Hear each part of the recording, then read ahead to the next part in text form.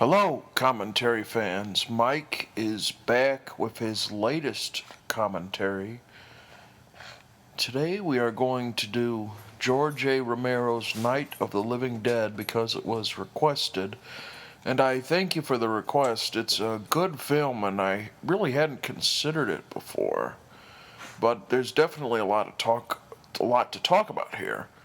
I'm going to start the film in 3, 2, and 1.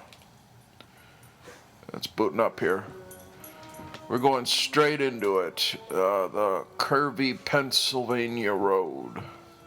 An Image 10 production of George A. Romero's Night of the Living Dead.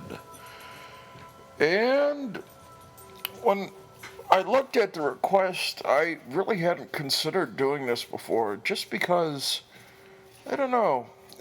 I love George Romero and his Dead films, but to be honest, this is the one I've watched the least out of all. Well, that's not true. I haven't watched his newer ones because they're kind of leave a lot to be desired. But this is the one I've watched the least out of it. I watched Dawn of the Dead and Day of the Dead a lot more than this one, and I think the reason is just that this is really a movie I think that kind of was so groundbreaking that you almost fail to see like you sort of let some of its amateurishness pass by you. And that's not to knock the film, because for what it is, it's an extraordinary accomplishment. This is like low budget indie filmmaking at its all time best. It's a masterpiece of it. But I think, like, in terms of the themes that Romero likes to play with, I think Dawn of the Dead and even Day of the Dead are just, I prefer them over this one. But I think what's interesting about Night of the Living Dead is more of what it means as a kind of a piece in the history of horror films. Like, around this time, this is definitely horror coming into a new era. I mean, you could almost say that horror has had two eras, and you could say that the one that began the last horror era, at least in the United States, was Dracula, and then you could say that Night of the Living Dead began the second era. Just the time that this came out is a really interesting time, not just for horror movies, but just movies in general, because in 1968 we sort of see roughly the end of the old kind of censorship on films. They didn't. It was the end of the kind of the code, and then you had the MPAA come in with the rating system, and so it allowed for films to take a little bit more risks. Night of the Living Dead isn't an overly gory film, because it really couldn't be. I think it would be a little too much at this point. But it does imply a lot of horrific things that really hadn't been done quite to this extent before. I've kind of lost the beginning of the film. We're seeing Barbara and Johnny coming to an old cemetery outside of Pittsburgh, I believe. Romero is from Pittsburgh. That's where all his films are, so I assume that this is where this takes place. But they're leaving a little cross at the grave of their father. And here's an example of kind of, you see Romero's writing as not quite as polished, because the exposition leading up into the horror is a little silly, but you know, it does. There's sincerity to it.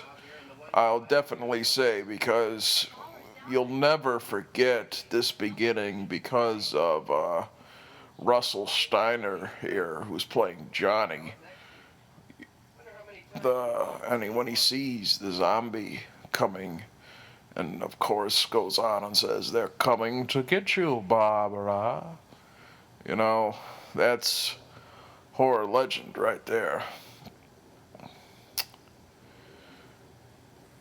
I always really like the cemetery setting, and they do it really, really well here. And just like the fact that this is a low budget film and that they actually have to find a real cemetery. I know as they pull in, you see the flags and stuff. And it's really, really creepy.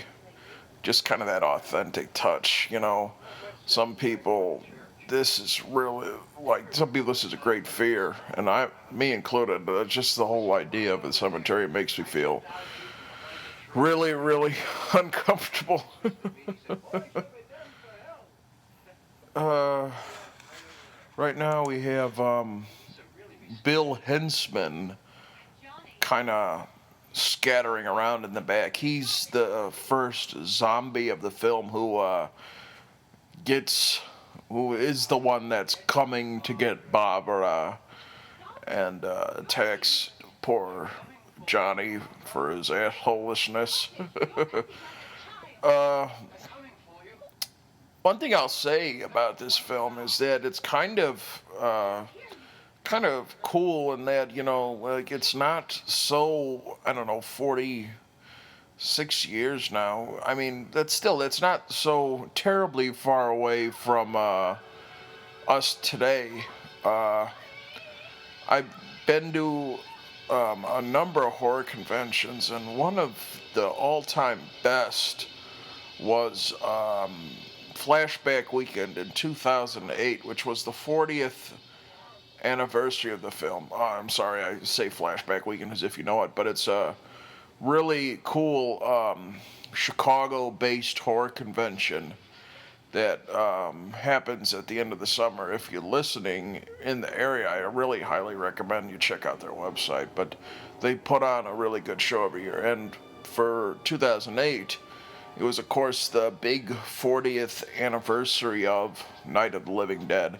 And so they had pretty much everyone who was still alive at that point. And I got to meet Russell Steiner and George A. Romero, which was really, really a treat. Sort of the highlight of that convention was that they had a panel discussion of Night of the Living Dead. And so everyone was there to, ask questions, and it was really something. They were like treated like rock stars there, and it was really, really cool. And so I actually got to ask Romero a question, and I think and I thought it was an interesting one, but he didn't really have all that great an answer for it. I said, like, looking back, are you glad the movie ended up being shot in black and white? Did it add to kind of the mythos of the movie? And I really think this movie benefits, from being shot in black and white. I don't know, what would you call me, snob, but I don't know, but I like black and white. I think it kind of adds kind of the artistic quality to it, and especially with horror films, it just, I think, makes everything a little more grim. But Romero, when I asked him that, he said there was no way that they could afford to shoot it in color. And, it's an honest enough answer, I suppose, but, I guess it's just a way of someone like me romanticizing the movie more than what's really there. We're entering the farmhouse now. Judith O'Day's Barbara has escaped Bill Hintzman, and Bill Hintzman was a big part of that convention. He probably got the best reaction out of anyone outside of Romero, because he actually appeared in character as the zombie, and he looked like the film. I don't know what's that saying, that he aged well, or that the character was so gruesome and horrifying that you didn't look like he had aged 40 years at all. But he would walk around the convention floor in the powder makeup, and it was just really kind of cool. Fortunately, he passed away 2 years ago, and that's really a shame. But he definitely left his mark on the horror field. Seeing all the taxidermist animals here. One thing I think kind of doesn't get really, well, it sort of does, because it's addressed a little bit, I guess, in the remake of the film, which, I don't know, a lot of people like it and whatever, but is that Barbara here, like, once she kind of leaves the cemetery, she kind of becomes petrified and helpless. And, in terms of kind of like how you look at horror film characters, since Night of the Living Dead is so iconic, a lot of people, I think, use it as an example that horror films kind of have a sexist view of the world, and it's unfortunate, because I don't think they do. But she's definitely not a strong character. But I don't think at all that you can claim that Romero isn't progressive in his thinking at all. Because, zombies are only as interesting as the commentary behind them. And Romero always has something to say with his zombies. Here is the hero Ben, played by Duane Jones, and I probably butchered the pronunciation of his name. I apologize. It's no disrespect to him, but he is the hero Ben, and of course you notice that he's black. A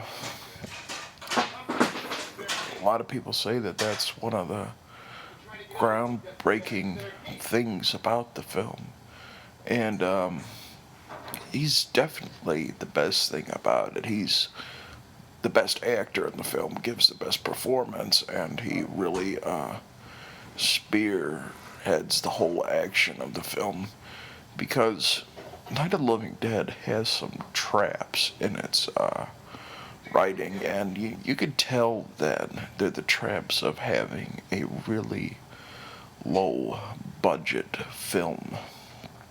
The entire thing kind of plays like a stage play, in that, they never leave the house. And really, the horror of the story is kind of coming from within, and with the threat of a monster, and not kind of the monster being shoved in your face all the time. And that is a a trait of a really good horror film, in my opinion. Um, you see, the monsters are there, and Romero has to take time to show the outside of the house and remind you of the horror that's out there. But a lot of it, a lot of the film is just kind of strategizing what to do, and the nervous tension of being locked in this house. And so you need really strong performances in the film. And I think Duane Jones as Ben here is really brilliant, and he really keeps the momentum up, which I think is crucial in this film.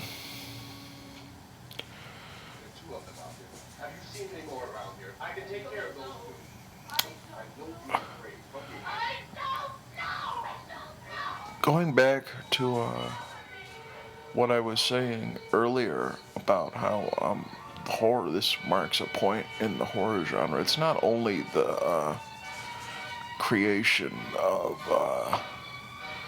the zombie film, but it's also kind of the creation of modern horror.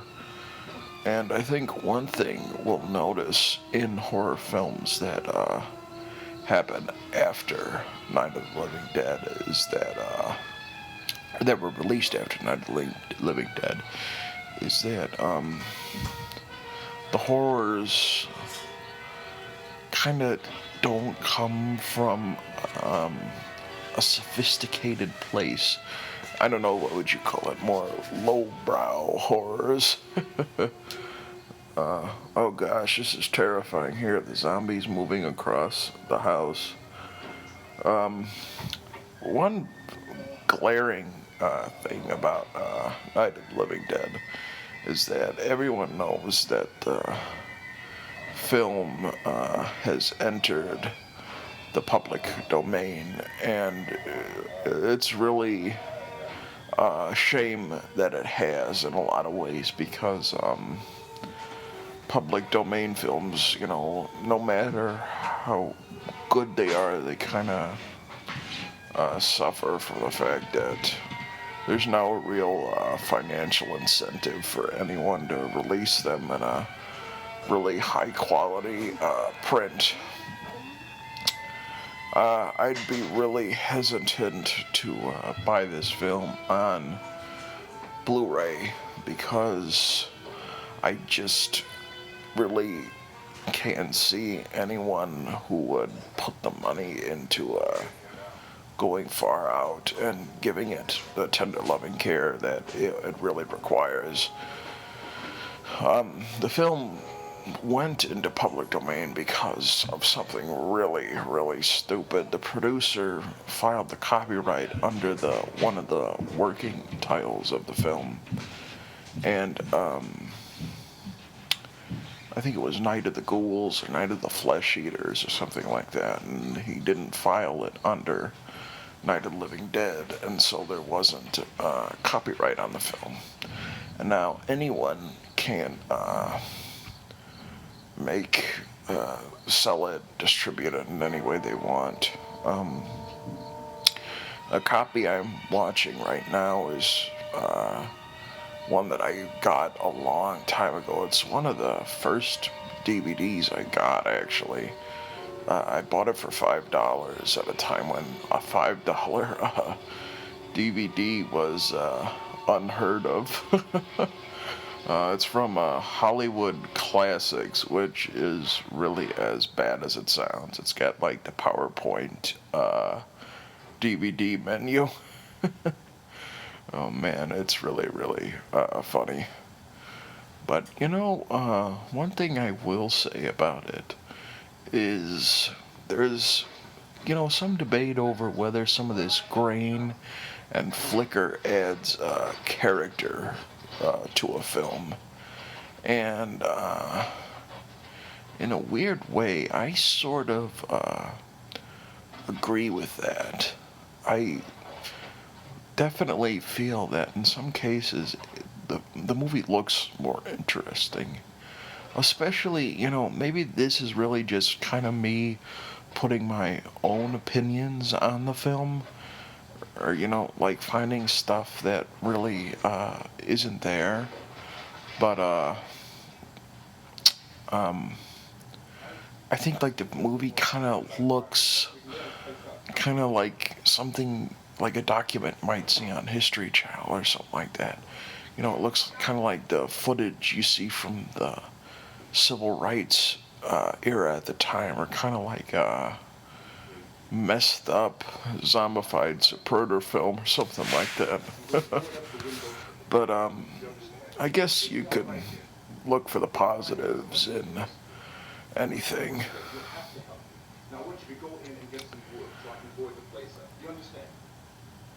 Romero really, I think, when you look at how the horror genre has evolved, he's had just about as much an impact as anyone. His zombies are kind of the archetype. They are, when people do zombies, they do them as Romero did them for the most part. There's always the kind of the debate about the 28 Days Later zombies versus the classic Romero ones. And what's interesting is that Romero, Romero, has some mythology to the characters. I like in the later film, Dawn of the Dead, how they explain that they're all on instinct, and of course their instinct is to come to where they've known. Um, you know, Zombies have kind of become very popular again, and it's interesting to think why, because, you know, they haven't really changed all that much, kind of the mechanics of everything. They're still following the Night of the Living Dead kind of scenario of everything. And so you wonder, what is there to be said with zombies? And because, to be honest, zombies aren't really all that interesting on their base level. They're not very frightening. They're lumbersome, and they just kind of hulk around and drool. And so, what's really is there to be afraid of? I'd much rather. I find I like a little eloquence in my monsters, but like you said, it's kind of the politics and metaphors behind zombies. And so you wonder what Romero initially wants to do here. And in Dawn of the Dead, it's very much I think he switches it up over the course of the films, and everyone has their theories. But in Dawn of the Dead, it's pretty blatantly an anti-capitalist message. That consuming flesh is very much like consuming product, and that's how that film goes. And then in Day of the Dead, which I really highly recommend, I know it gets a lot of flack, but I think it's probably my personal favorite horror film of the 80s, I think. It's really good, and it's got a very anti-military chauvinist slant to it, and then so I think the zombies in that one kind of end up as the heroes because they're innocent, and then sort of like it shows that they're like cattle in the midst of the militaristic butchers, and so Romero portrays them that way. I think in this film, it's very much a product of the 60s. And so you definitely could see that maybe there would be anti Vietnam slant in the same way that maybe Day of the Dead was, that they see human beings as cattle. Or you could even say, go back a little further and have it be a Cold War satire, you know, saying that, like, what's it, Invasion of the Body Snatchers, pardon me, where, just like human beings are just kind of numbers, and, they have to conform, and zombies really are a horror story of conformity. That the scariest thing about them is that they're really kind of a dissection about being human and alive, and then you just see that humanity is a lot more than just the flesh. It's really skin deep. The zombies don't have their souls, and that's a frightening thought at all.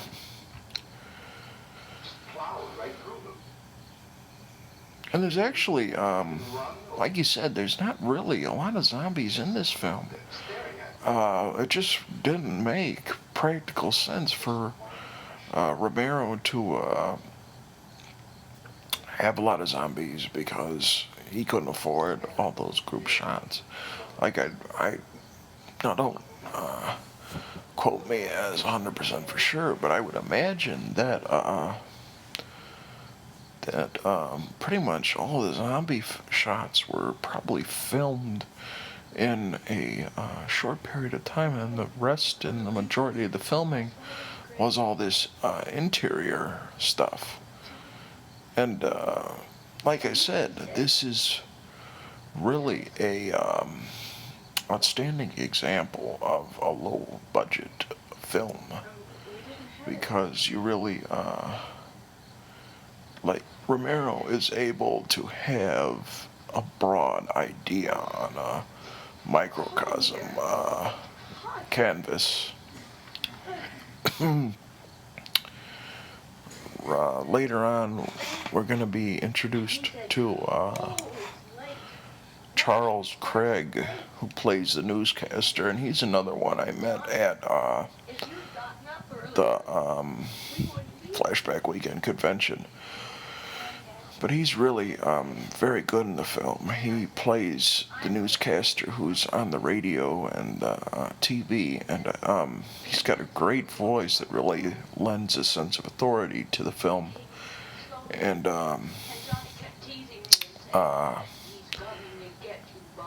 one of the things I think he serves is to expand the world of the film, because you see him mentioning that all this is taking place on a much larger scale than what's just happening here. And then so you see that it's not just these characters here, and then you place them in a larger world, and so it's a little more frightening because you see that everything out there is madness.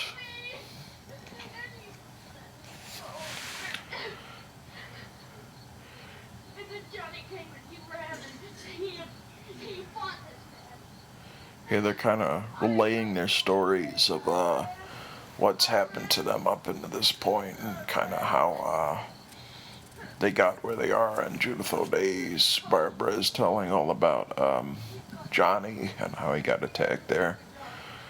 And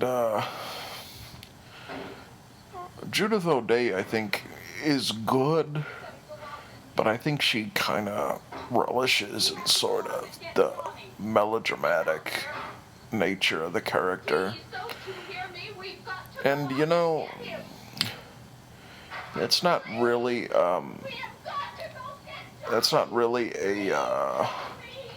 complaint about the film. It's just kind of something to notice, in that kind of like how in some of these movies, you really had to challenge unknown actors. But I think the one who doesn't skip a beat and always seems almost always realistic is Duane Jones. Has been here. He always is very, very strong. And just going off of the fact that he's an African American man, like a lot of people view that as one of the reasons that the movie was subversive. Here they're turning on the radio and you'll be introduced to Charles Craig's voice.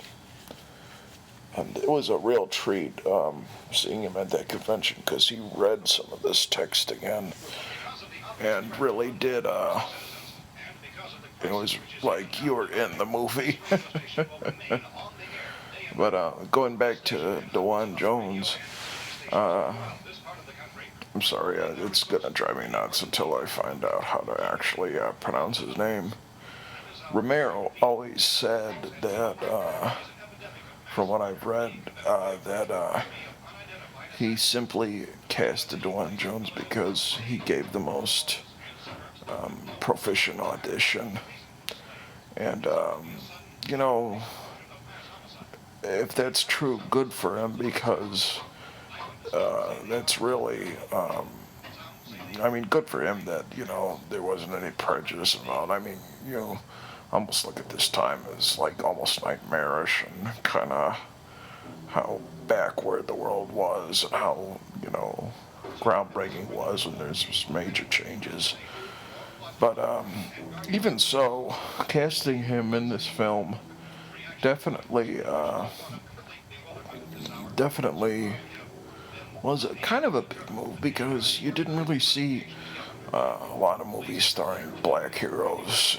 And, you know, this was kind of the period of the civil rights horror. I mean, this is the same year Martin Luther King got shot. And so you have to think that this was something of a big deal. I mean, maybe not right away because obviously Romero didn't know that this movie would become the giant success that it did. But really good for him. And, you know, even if it wasn't intentional, I think it definitely changes the way you read the film. Because one of the themes about the Romero zombie films is that you see just kind of how futile all the old prejudices and of the old world are, because you see the zombies have kind of shaken the world upside down where nothing is the same. And so if you had someone in this situation, or you know, just really any sort of natural disaster that presents life or death stakes, you got to wonder that, like, what would you do in that situation? Would you be willing to kind of throw things aside in terms of survival? Like, let's say a racist was in this situation with Duane Jones. Would they be able to, you know, survive on those terms if he offered them survival? And I think that's definitely an interesting aspect about the film and sort of about the character here. And he is, you know, ironically the strongest character, so you'd like to think that maybe audiences at the time maybe got something out of their horror film watching at the time. I mean, that's really kind of cool.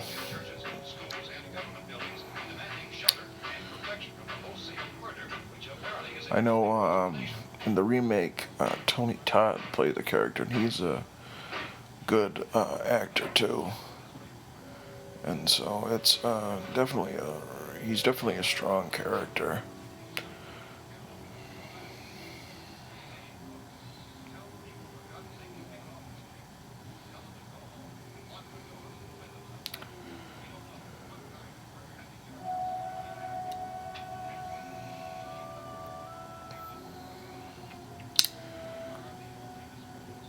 One other thing about horror films at this time is that you definitely notice that um, you definitely notice that a lot of horror films, like from this period, are not being produced by the major studios. They're being produced by independent producers, or kind of like the low budget kind of things, like um, the American film, like the Roger Corman types. And you see the Samuel Zaroff pictures with Vincent Price, that they're lower budget and that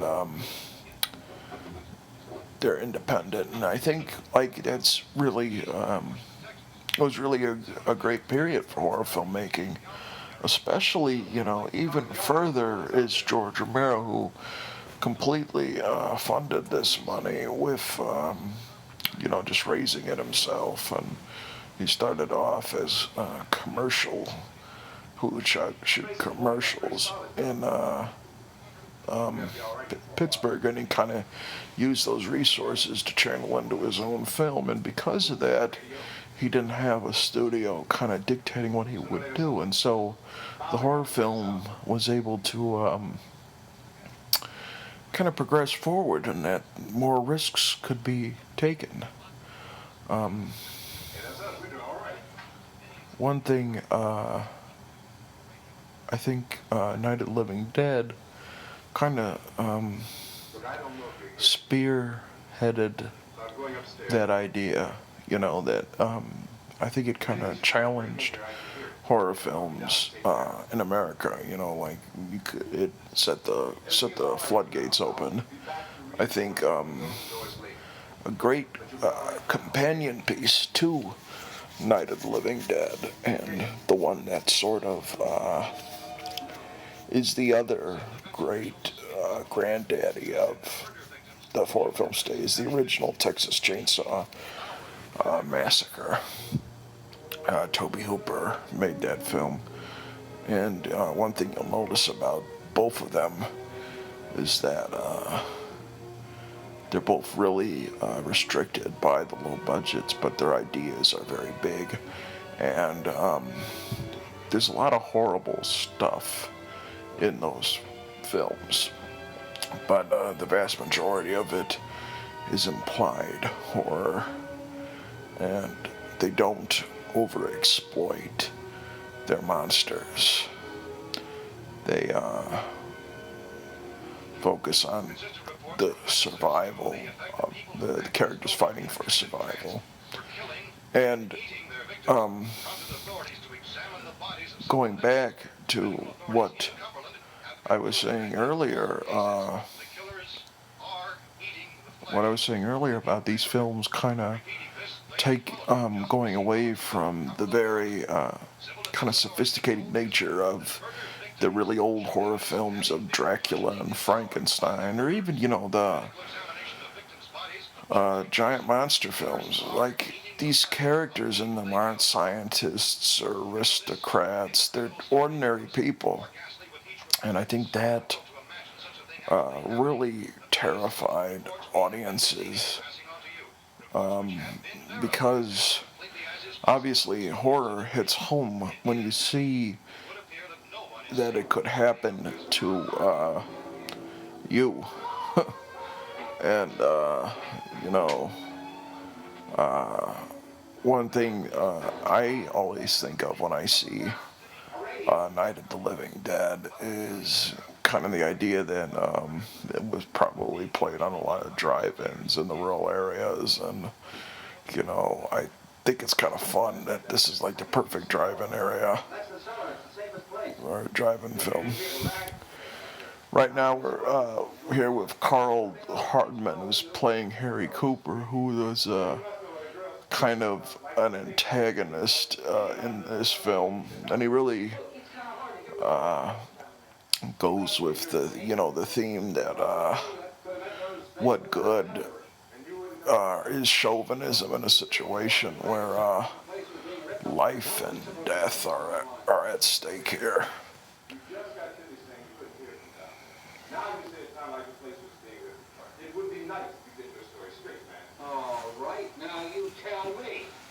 He's kind of a ham.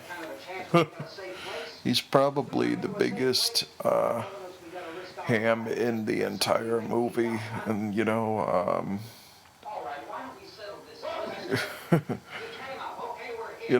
he's fun though. And I don't really expect everyone in these low-budget horror films to be great actors.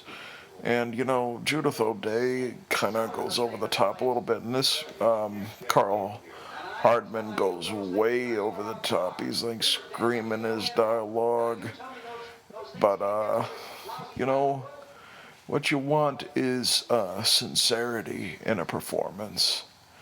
And I think you definitely get a lot of sincerity in this film. And I think that's why it's timeless and why... why you don't criticize some of the faults that it has or some of the limitations, because some of the best low budget films kind of have all these faults just because they're kind of handicaps that every low budget film has. They have to find creative ways to do the scope, and they have to sometimes deal with actors who don't necessarily have the same screen presence, but there's definitely a sincerity about Night of the Living Dead, and I think that's important.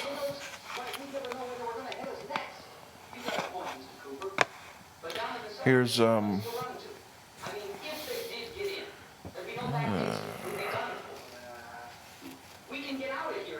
Here's Keith Wayne as Tom, who's just kind of a handsome, pretty boy, and he's pretty good in the film. But as soon as he goes in, then as soon as he goes in that he's walking meat. He was my favorite character the first time I saw this film, just because, I thought he'd be the hero, and I was kind of expecting the movie to kind of go with the stereotype that the black guy would be the first to die. But, good on Romero to go against that stereotype before it was fully invented in earnest.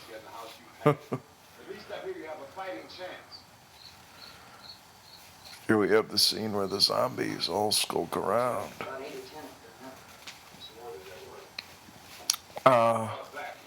One thing you'll notice about the film, how spooky is that? Reaching from the window and grabbing in. I really wish I could kind of tell you how terrible my print of this movie is. And, like I was saying, it definitely kind of adds something to it, I think. It's really kind of fun. You don't often hear that a bad print of a movie enhances your enjoyment, but that's definitely the case here.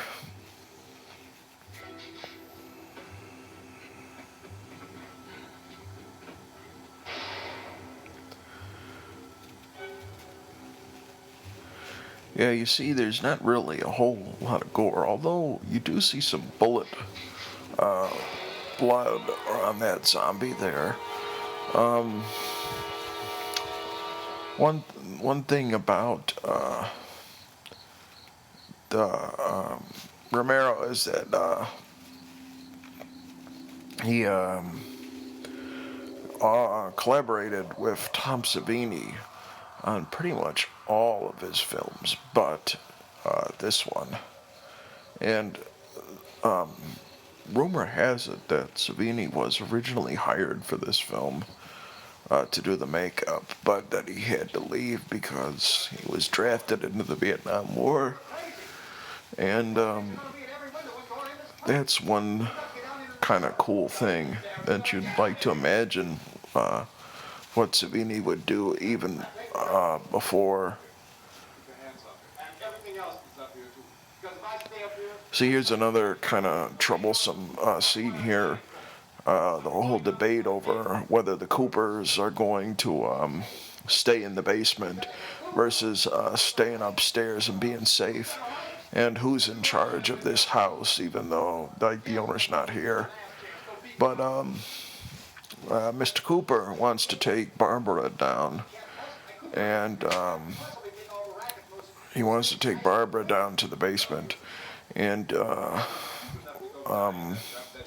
that's one of the unfortunate things about the movie is that kind of she sees Barbara as kind of a piece of property almost, and that's like you wish Barbara were a stronger character. I mean, let him go, man. His mind is made up. Just let him go. Wait a minute. Judy, come on up here. Judy. She's gonna get it too. Keith Lane, I guess, is one person who never appeared in another film after this one, and I found out that he actually killed himself later in life, and that's really too bad. You know, you always hate to hear that. He's got kind of a good naivete about him. He's sort of, I don't know what you'd call it, like Ron Howard look to him.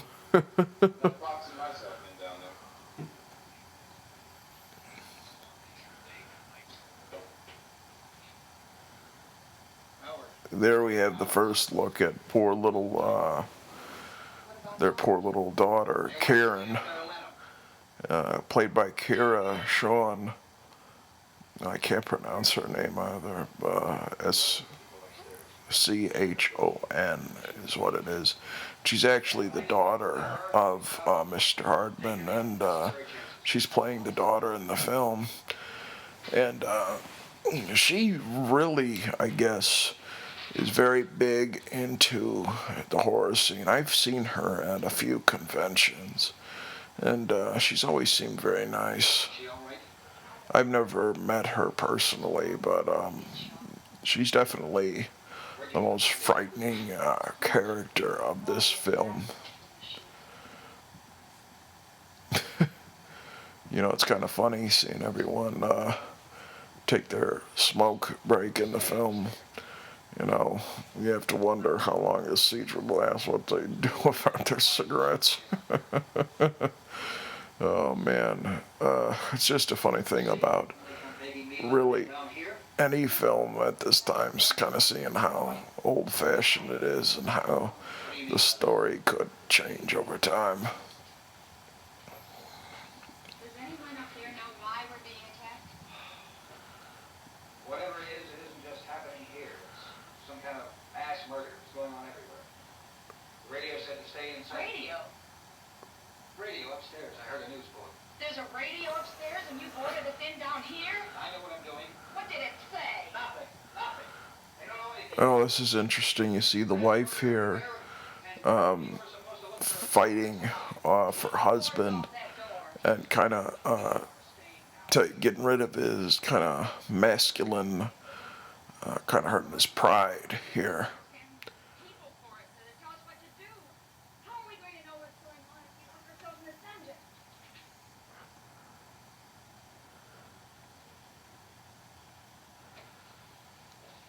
Yeah. He's We may not definitely enjoy living gets together, his pride wounded. but dying together isn't going to solve anything. Those people aren't our enemies. One of the things you notice about Night of the Living Dead is that If Judy would come downstairs the for a film few minutes, Harry and I could come upstairs. doesn't like, you go into it and you know pretty much everything about the whole zombie mythos. Even if you've never seen one of these films in your entire life, just kind of like through the grapevine of pop culture, how the mechanics of the zombie movie work. And this movie has to explain it for the very first time. And you see poor Karen here, who's been bitten by the zombie, and she's nothing but a walking time bomb who's going to attack and hurt everyone here. And so you on the one hand, someone seeing for this movie for the first time, it must have been truly, truly frightening. But I think the film still can scare you in that way, and that you expect it to happen, but you just don't know when it will, and so it's so scary. Yeah, we have see Judith O'Day there. She's kind of petting the couch, and really her character is kind of just dumbed down.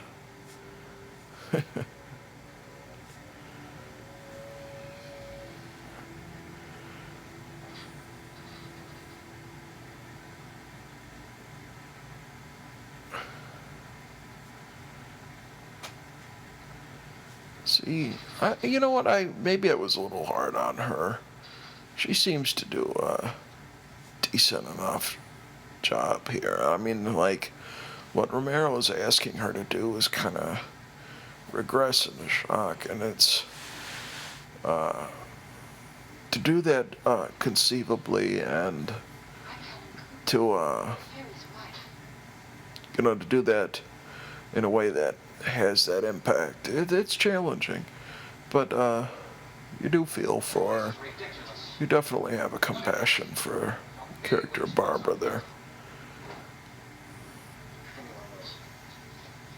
Yeah.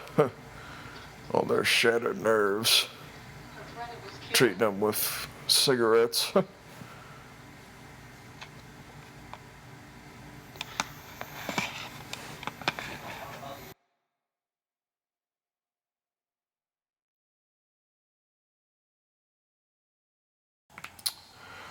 Why don't you do something? One of the things you see Cooper mention again that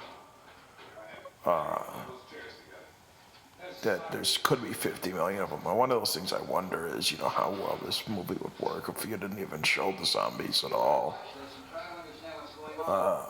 Could be really either scary or, it could be bad. I don't know. But I think that's interesting. Here we have the TV finally coming into the equation, and there's Charles Craig again as the newscaster. Finally, you're getting some conception of what's going on.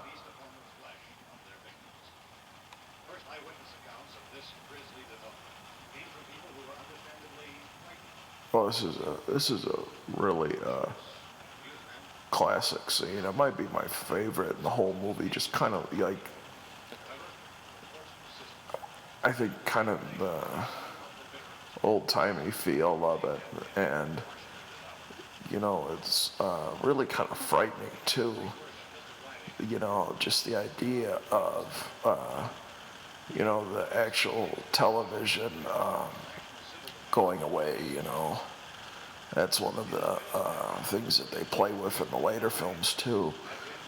Dawn of the Dead has the main characters are newscasters, and later on in the film, when the biker gang invades the mall, you see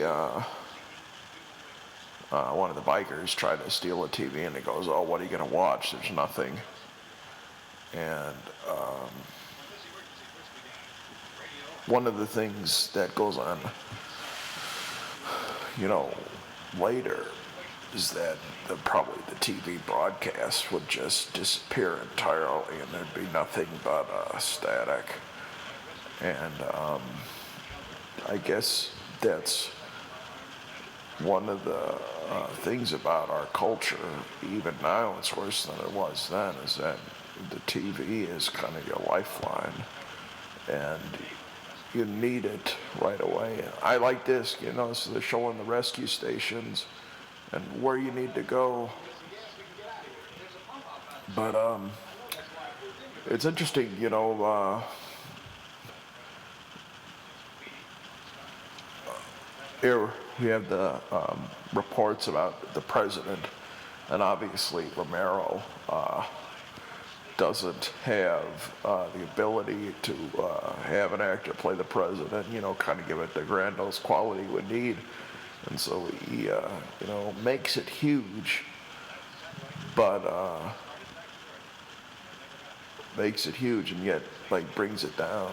There's like we just missed it, it's the only reference to sort of explain what goes on here. He's mentioning a satellite that got lost in orbit, and the radiation of it might be responsible for bringing the dead back to life.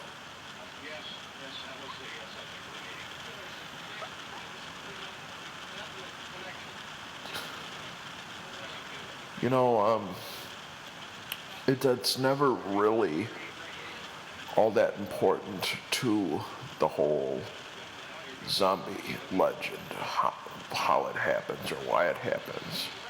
You know, in some movies they spend a lot of time trying to find out why it happens. There's a good subplot in later film, Day of the Dead, where there's a group of scientists in the military bunker, and their whole job is kind of discover why it happens and to study the zombies. But really, you know, why it happens is kind of inconsequential to the fact that what needs to be done is survive. And you sort of see traces of almost, oh geez, what was I going to say? Almost Katrina here, you know, that Romero goes into the bureaucrats, and, you know, they don't have any conception of what to do, despite their consistent efforts to appear in charge of everything and to show that they have, you know, the ability to answer all the questions and to be strong. And, you know, that's a situation like this kind of dumbfounds it.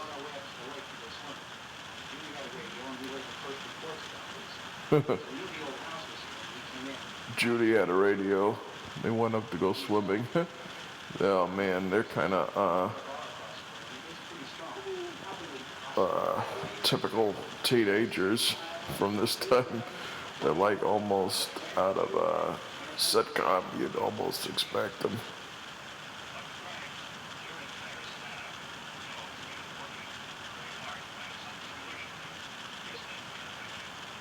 Yeah, I really like these scenes on the radio. They just kind of add everything a little gravity.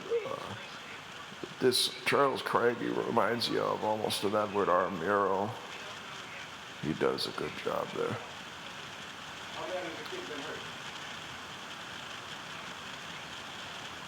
Here we find out that one of the things bit her.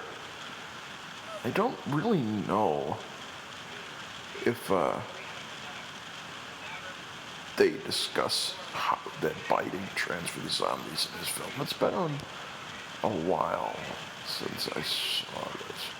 But I like the fact in this film that the dead come back to life on their own, that everybody comes back. You know, some of the later zombie films, they kind of cheat the logic a little bit and have the zombies not come back. But just being dead, you have to actually get the disease.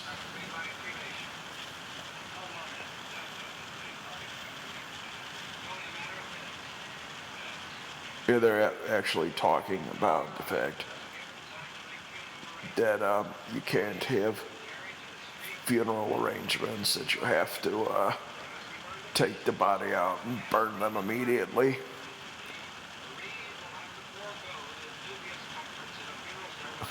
Dubious comforts of a funeral service. That's kind of fun and interesting. You know, I don't know. I hate funerals. You know, it just kind of shows you that life and death, you know, they kind of go into that. You know, that what really life is, and then, you know, the body isn't the soul. And, you know, maybe that's a little deep, but I definitely sort of get that from the zombie picture. You know, you see that a dead body is really nothing but a hunk of meat at its base level. Here they're starting to devise a plan to get out there. And, you know, aside from this scene, the rest of it, or when they're about to try to gas up the truck and escape, like the rest of this movie really just takes place in his house. And this is the kind of like, you know, with one film, they really, or you know, with one scene in a low budget film, they really try to stretch out the confines of everything by having one extravagant scene. And you think that this scene here, where they tried to escape, I think is really it.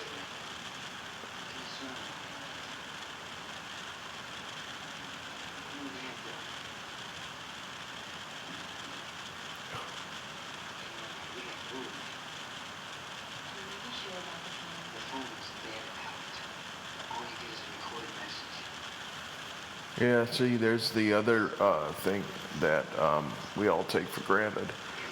The phone, like, imagine what would happen if all the cell phones went out, you know?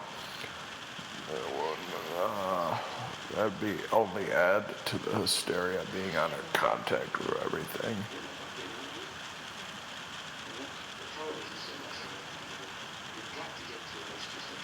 Rescue stations.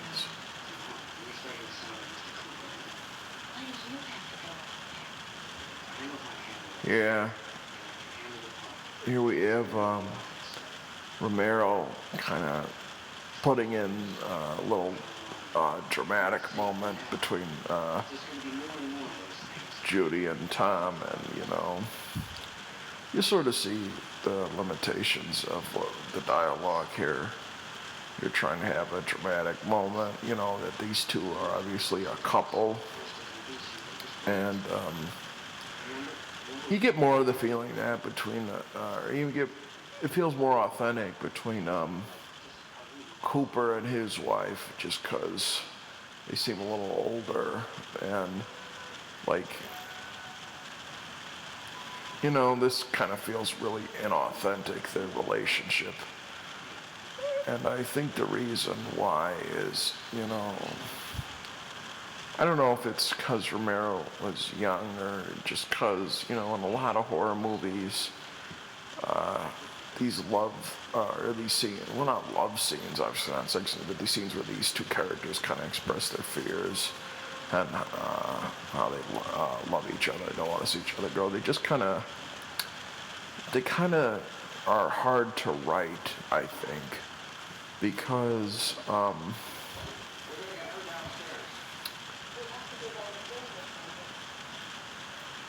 because I think the challenge of them is that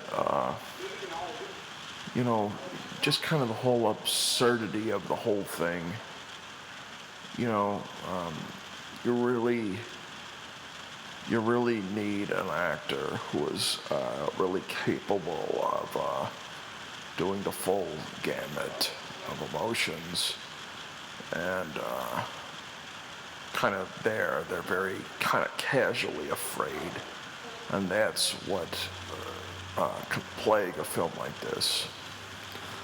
And I think you'll notice later in the film that I think the Mother Cooper and her daughter Karen, that there's a bond between them.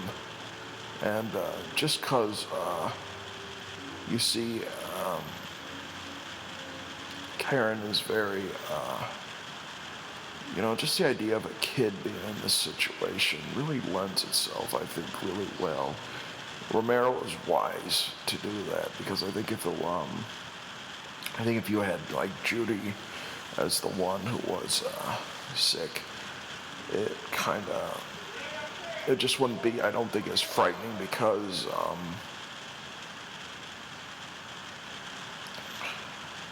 it's because you see a kid and you're almost more scared because obviously, innocence. I'm kind of getting into this scene. Yeah, that's definitely, like I was saying, big moment of the film, kind of the pyrotechnics of it. They're trying to scare him with fire. I wonder, they even one caught on fire there. That's kind of freaky. You wonder how they could do that on kind of a low budget. But it worked okay. Of course, nothing goes according to plan. Yeah, we're having the old classic debate on if you can outrun a zombie. Can they catch up to you? And that's the catch-22. That's pretty frightening thing about them is that, one of them probably isn't going to get you. It's going to be a whole bunch. And the scenes in this that are the scariest are you see them all crowding around when there's hundreds of them. Romero shoots these scenes pretty well because obviously I can't think that he had more than probably 25 extras at the most. He probably had just his friends and family as the zombies.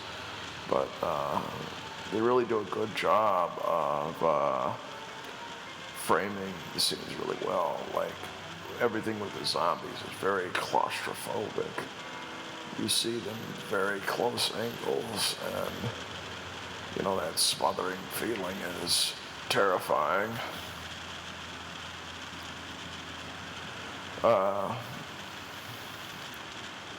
Land of the Dead, on the documentary for that, they talk about kind of the motivation he gave to the zombie characters and what they do. And I remember an interview with John Leguizamo, who was kind of the villain in that film. He went on Conan O'Brien promoting it, and he kind of talked about the characterization, and you obviously want a little bit of the character themselves, the character that they were before they became zombies. But, it's just kind of on a strict, rigid path. I think, I think you do need characterization to a zombie. Otherwise, you're right, they just kind of become real boring. Yeah, that's the money shot of the movie, the car exploding. Their last hope slowly burning away.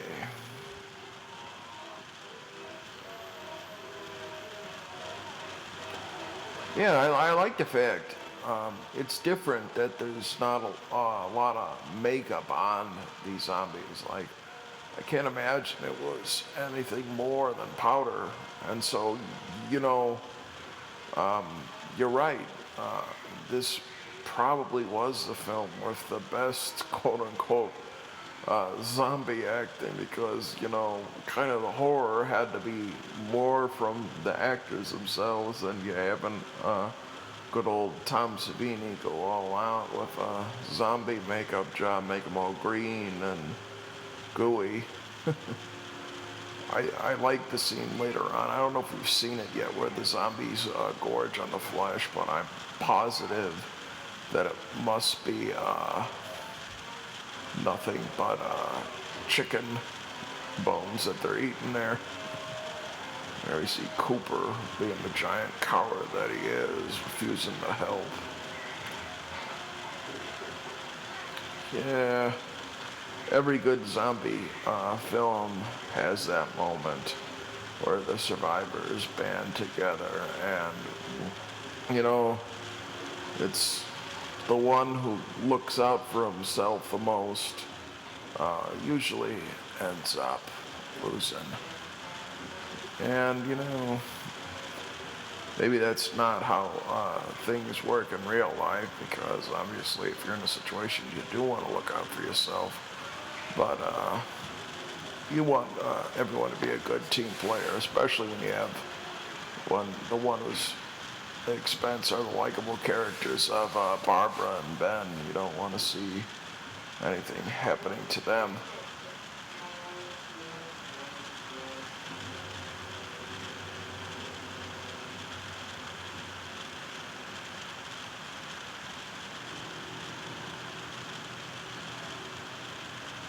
I wonder if we actually get to see them as zombies. They have to be, Ken, or, Judy, and the other one is zombies. I think you do. I forget. I can't really tell because... Oh, yeah. Yeah.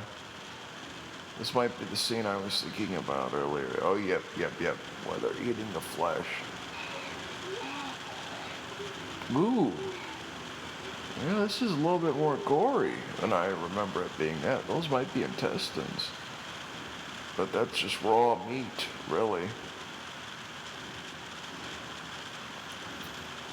Yeah, this is a moment, again, where the black and white really adds to the film, because it definitely seems kind of like a historical artifact. But I swear, I'm pretty positive that one of the things there was KFC chicken. At least that's what I always thought, and kind of like to wish it would be. It was the first moment in the film, besides from the beginning where it kind of had a soundtrack, and it was kind of effective there, kind of the beating there.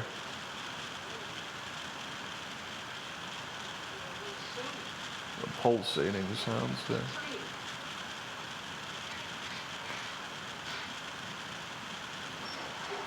Yeah.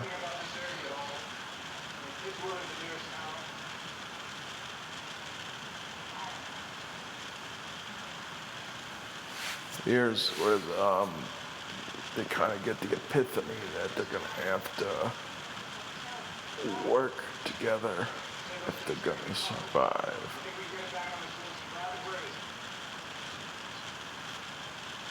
But I think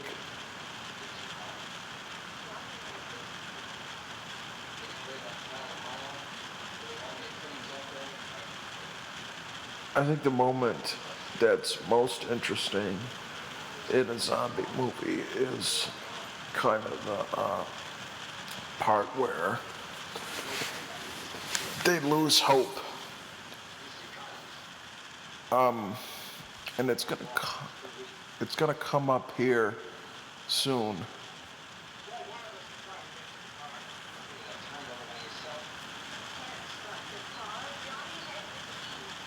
Oh, Barbara. She's finally contributing to the film. Yeah, here more of the zombies are sort of fighting over the last remnants of everything.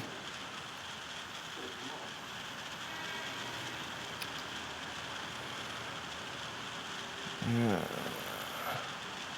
You know, looking back on this is another movie where you wonder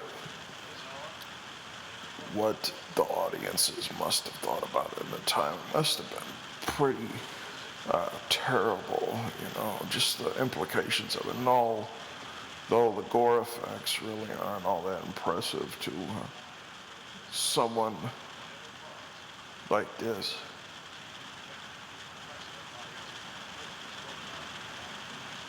You know, you think what someone must have thought, and just the implication of all this must have been horrifying. And you know, just once this came out, everything, I guess, was free reign.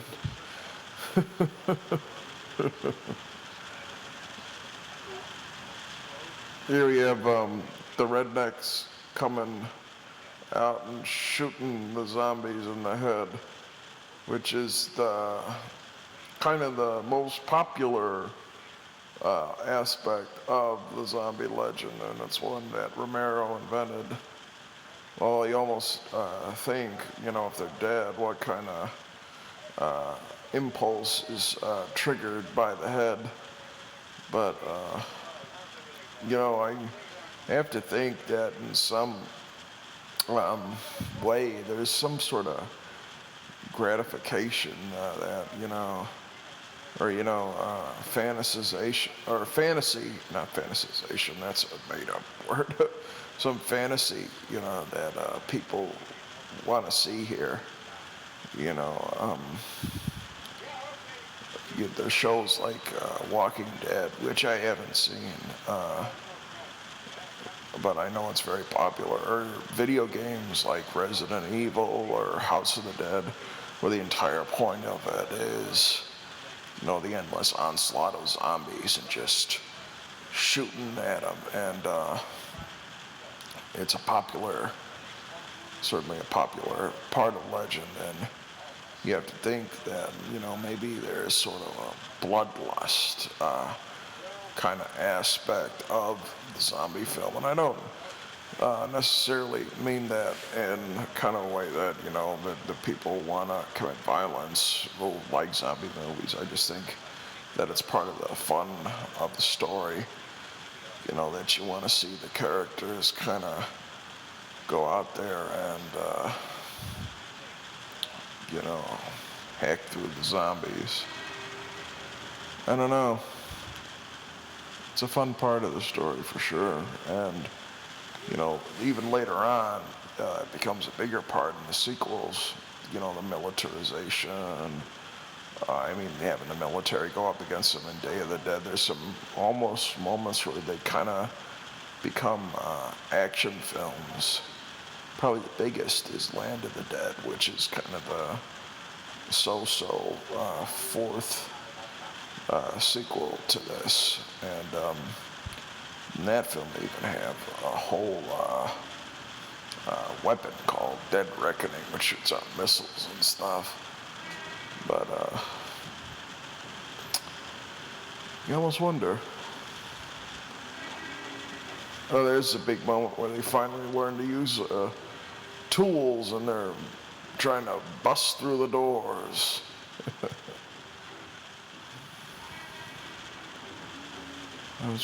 I don't know if that's the zombie that we saw earlier.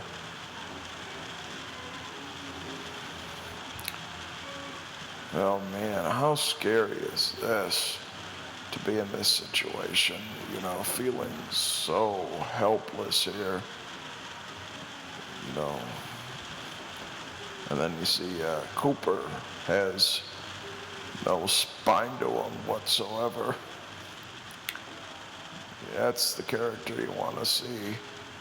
Get it. Painful death. And it's always sort of satisfying when you set up a character like that.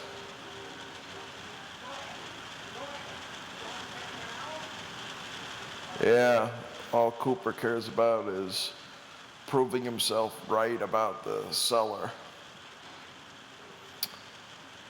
That's one thing about these zombie films is that, you know, they lock themselves up in an area to survive, but just kind of cabin fever of everything, you know, drives them to fight each other when they should be combining their forces to fight the zombies. And that's it just shows you kind of like what I was saying earlier, what happens when society, or when you're cut away from society and you try to apply your old prejudices to the world. You know, they don't really have any effect anymore. And what you need to do is you need to think in a different way and open up that survival instinct.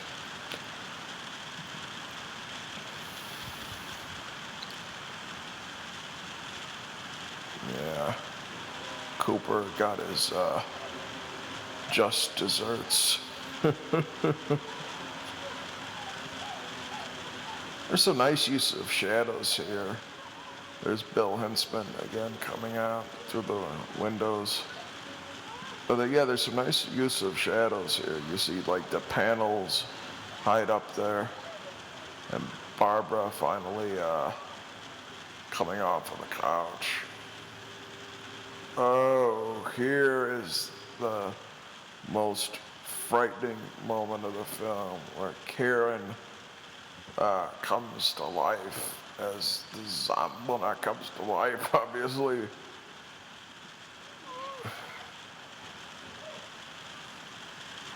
Oh, she's grabbing the trough there. That's really one of the, you know, the stills of her slowly coming up with the trough. That's really one of the most iconic scenes in horror. And you know, Romero is gutsy, really gutsy to have this done by a child to her mother. And this is kind of the most gory scene in the movie because you actually do see some blood there. And you wonder maybe that's kind of a benefit to being black and white. Because I know some of the Hammer films had a lot of trouble getting things past the censors because of the gore in them. And, you know, getting the right ratings because, you know, they really did get explicit, but in black and white, you know, all you do is chocolate syrup, and it's, you know, it's a little more theatrical and a little less realistic. Yeah, here's the moment when everything hits the fan, and poor Ben is left alone. Um, you know, you wonder why you look at these movies and you sort of see, you sort of want there to be a happy ending, but, Romero,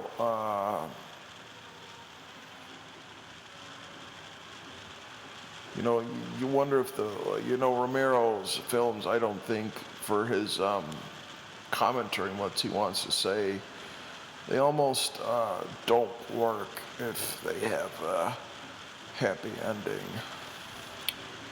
I know that this film has a really iconic ending where we see poor Ben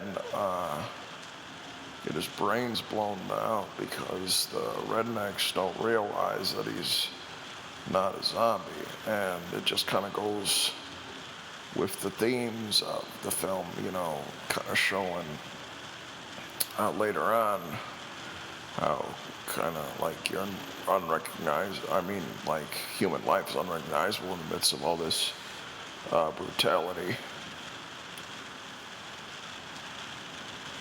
There's some more insults. Here we have Mr. Cooper come up, and he doesn't have his arm. Yeah, he does a good job, old Carl, as a zombie there. That blank, expressionless stare. I really like the ending to Dawn of the Dead a little bit more, because it has the same effect as the ending to this film, but like there's a little bit of hope left. You get the sense that maybe they could do it, but it's bleak in the same way. In this film, it's depressing, to tell you the truth. But, the movie's about the zombies, and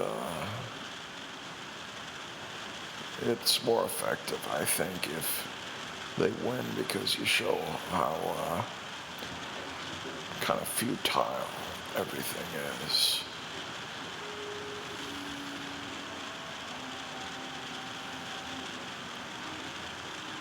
And always the biggest zombie shots are saved for the very end of the film, because you see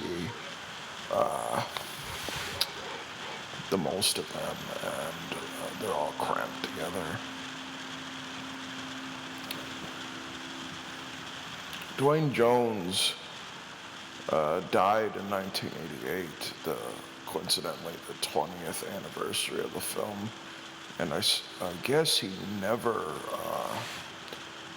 I think I read that he claimed he never saw the film more than once, and he was kind of burned out with it, and he just didn't like the fact that he was only recognizable in this pulp role. But yeah, it's an impact. It's definitely a role that has an impact, and this ending really kind of, I don't know, punctuates it in a way too, because you do kind of really want to see him live through all this, and just kind of seeing this horrible fate that waits him. Really, just in the aftermath of kind of what happened to Martin Luther King and stuff, and seeing this, this great hero kind of looked off as a nothing, and it's kind of scary, or not necessarily scary, but it makes you feel, I don't know, empty, I would say. Yeah. Yeah, going off also on the fact you just see these rednecks plow through the zombie, there's definitely kind of a bloodlust to it. And you almost, I don't know if you feel sorry for them, but you do sort of feel sorry for them in the way that you're hitting the head right between the eyes. Yeah, you know, you feel sorry for them because they're kind of like animals, you know, and the fact that they're just so casually and cavalierly killed kind of makes you wonder who's the real bad guys in the story. You know, and if everyone's doing this to them, and if the whole world is kind of deserves this, and that's what Romero really does well. You know, when society is kind of goofy, you gotta subject it to flesh-eating cannibals from beyond the grave. Here we have the end credits, and they're pulling out poor Ben's body to add to the fire. And boy, they really, really rub it in now, don't they? But I hope you guys enjoyed this commentary. It was kind of a challenge, I have to be honest, because, you know, it's just looking at a different era of horror, and I think it's a really good film. I think what I like about it, actually, maybe a little bit more than the film itself, is kind of it as a historical piece in the history of this great genre, that you see that it represented a definite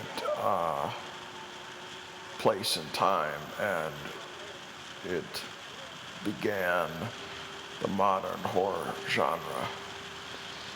And there are the zombies burning away, and we will see you again.